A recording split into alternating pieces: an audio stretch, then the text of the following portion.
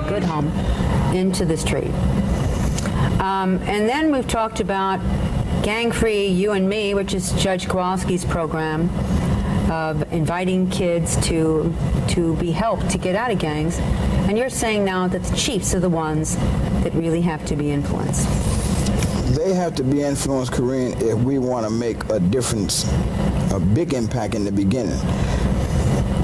Once the spirit begin to move, it doesn't matter if the chiefs buy into it or not, because if we have a program that's solid enough, and if we're able to address the children and we find enough individuals who are tired of the pain and the suffering and tired of being oppressed, then they're already putting their lives on the line every day already.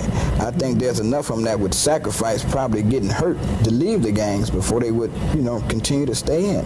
There's a lot of people who would leave even without the sanction of the chief, because they're just tired, It's something when you're in prison and you see a guy come down with 2 years who was planning on leaving maybe in 2 or 3 months, but because he's a gang member, he ends up going on an assignment. They may end him with natural life.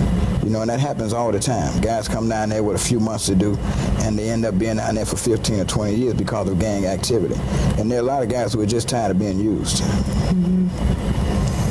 I know, I guess it comes back to Dr. Shabash, who was on my show a few months ago, said that if you offer a kid $7 an hour or $4 an hour even to clean up an empty lot, he might take it and turn down $25 an hour to the dope man.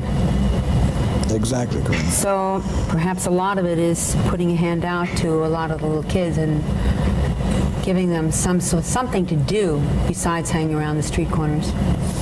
Yeah, because I believe, Corinne, that even if you find an individual who is serious about changing their lives and turning their lives around, then what do they do after that? First of all, you have to understand that a guy who was once a part of a gang, once he leaves that gang and begin to be around other people who don't want that type of life anymore, they're considered as stool pigeons. They may be in trouble if someone sees them.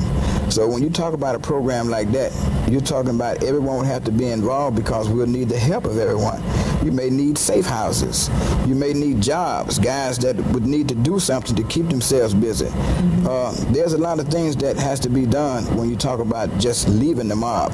It's not, some guys may not want to, they may want to leave the mob, but they may not want to because there's no crutch or nothing to fall back onto, knowing, what the consequences may be. So people can't just say leave gang activity alone. After they do that, then what? They're going to need a lot of support. Somebody picks them off on the way home. Yeah, so they're from their job at the White Hand, right? Yeah. So it's a real touchy situation.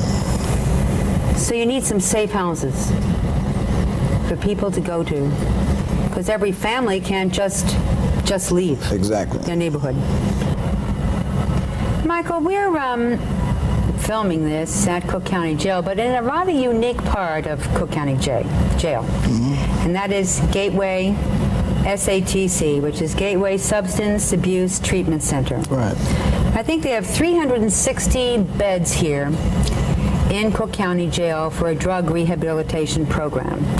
And out of about 9,000 inmates at Cook County Jail, who are in probably mostly for some sort of drug problem, some sort of drug-related crime. But so far, it's a wonderful, beginning. At least we have 360 beds. And Gateway has done an outstanding job with drug rehabilitation here, and they have a very good record of people who go out into the world and are able to continue their life drug-free.